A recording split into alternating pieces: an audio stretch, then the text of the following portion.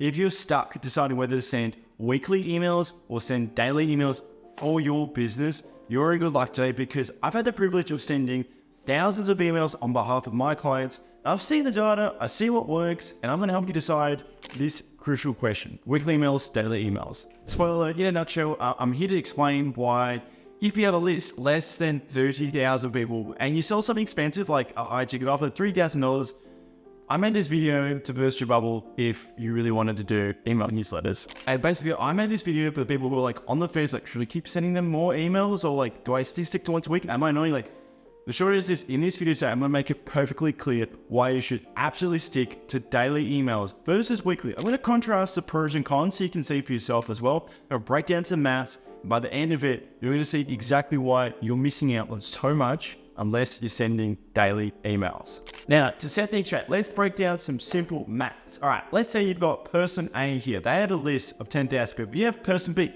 They have a list of 10,000 people as well. Person A here, oh, they're going to be bragging about their 50% open rates. Because this person here, they send a weekly newsletter. So that means that 50% of the people get to see it. That means 5,000 people every single week see this person's emails. Let's say person B over here, they've got an atrocious email open rate. God damn.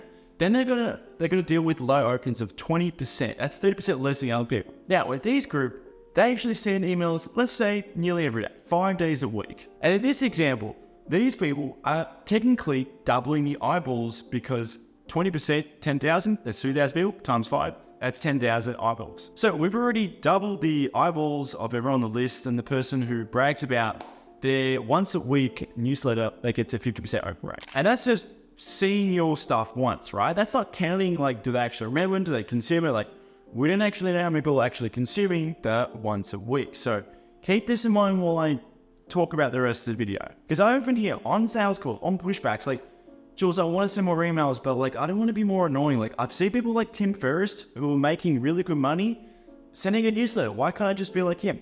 And the answer is true. Like, newsletters do have their place. I'll explain 3 good benefits of newsletters. First off, they're really good at just getting your feet wet at email marketing. If you don't know what to do, you just want to put something out there, if you just want to be consistent, sure, like running a 20-30 minute email once a week, send it to your list.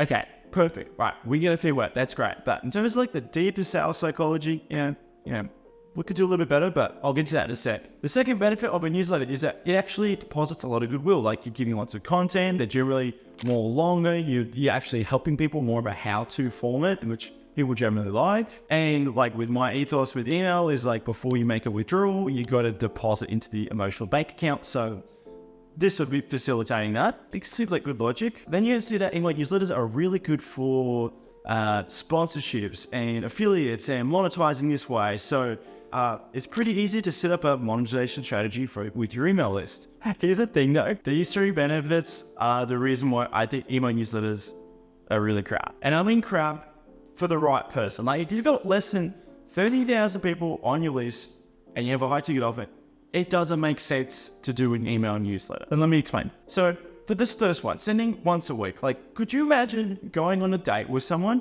and you really like the person, but you didn't hear back from them for a week later? Let's just say you did hear back from them a week later and you did it all forget. And you didn't hear back from them a week later. Like, do they not like you? Or like, what's going on? Internally, you're thinking like, can't really build a relationship here if I'm not really seeing you much, right? And this is where I think other people get confused. They might see all these gurus sending 1 email a week, thinking, oh, I should do what this person's doing. But what they're not really considering is that this person here, this guru, they're playing the numbers game. They've got a huge list. They can compensate for doing 1 a week. And this guru as well, like, I'm sure email is not the only thing they're doing. They're doing podcasts, doing YouTube, they got a whole media team basically chopping up content. Like, email is just like one small piece of their pie, and they're just doing 1 email a week. I would probably not focus on this person's strategy. Besides, like, if you're contacting someone every single day, think about it. You're building a relationship, you're keeping constant contact. If you like someone on a date, you would be normally texting back and forth like every day, right? So how is this any different than building a relationship on email? It's not, exactly. Now here's the second myth that I mentioned before, or like benefit, is that newsletters provide a lot of goodwill, a lot of value. But have you ever been to a food court? This is me personally. Like, I've gone to a food court And I'm like, there's curry. All right, great. There's some noodles. All right, there's some ramen. There's kebab wraps. And like, there's some really good options. Like, look around, I'm like, what do I pick here? And then what actually ends up happening is I end up either deciding I can just go eat at home and not really spend any money, or I pick like my least favorite option, or I pick something and it turns out gross. I'm like, I should have just picked that other thing. And it's the paradox of choice, right? We get paralyzed when we have too many options. Like everyone knows this is a well-known fact. So why is it a good idea then to send an email with a blog post, with a YouTube link, with something cool you saw the other day, with this little gizmo, with an affiliate link, with like a link to join your other newsletter? Like, you get what I'm saying, right?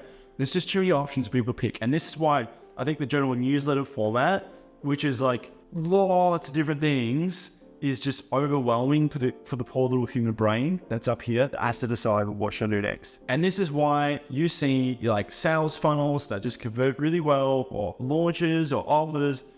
There's only one thing you can do on each step. Like there's an opt-in page. There's only one thing you can do. There's only the opt-in. Yeah? I was not understanding enough. Like, you get what I'm saying, right? On the next page, like, you want to go buy something. There's only one thing you can do, which is like read the sales page and buy the thing. And the next thing is that you can only do one thing, and that's to press a button to watch the thank you page video.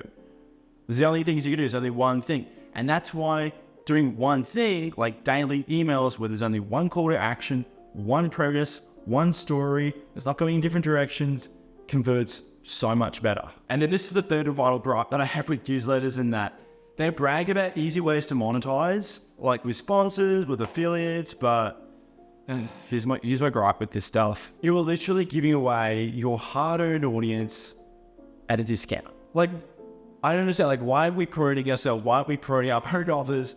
And pretty much giving our attention of our audience to someone else who then they can acquire as a customer. When you've done all the hard work, you've done all the content, you've built all this trust, this credibility, you don't even know what's going to happen if they go to this person over here and they have a crap time. If they do have a crap time, one, you might not know about it, but two, they're going to associate that you're not trustworthy. And that sucks. So now you can see I don't like email newsletters that are sent once a week because, one, they're terrible at building a long-term relationship. Two, the numbers just like, they suck because you're sending one email a week. It's not enough to really see your emails. That's actually the first one. Second is that there's too many choices, right? What do I pick? The blog post, like the YouTube link, this other newsletter. The third thing is that it doesn't put you first as the business owner. It puts everyone else first, and you're just selling your customers out for a discount. But Jules, before you end the video, like, don't daily emails, like, aren't they really annoying? Hey, I used to think that really too, until I send out like over 1,000 emails for clients, and I figured out this really cool thing. I don't want to sound condescending when I say this. When you send more emails out, people will generally think you exist, and then they tend to open it more. Like, for example, John here was sending emails out like once a month. Look at these open rates. They get about 10%. Look what happens when we started sending emails like 5-6 days a week. We jumped up to 24% open rate. Sure, we had people unsubscribe, but they weren't going to really read his offers anyway. And you know, these differences, 10%, 20%, what does that mean to you? Well, we get 2,000 people on his list. A difference of just like 14% is about 300 people extra seeing your emails every single time. And again, like if we go back to that math equation, if I'm sending out 5 emails a week, that's an extra 1,500 people seeing my emails every single week. The secret though isn't all about just saying them more how-to value or stuff like that, okay? It all comes down to saying your list the right way. So how do we keep in contact people, not on our list, maximize our sales opportunities, and get really good open rates like John? Well, all those secrets like I've done for John and for all my other clients to build and monetize their email list, the best way to do it is check out this video over here.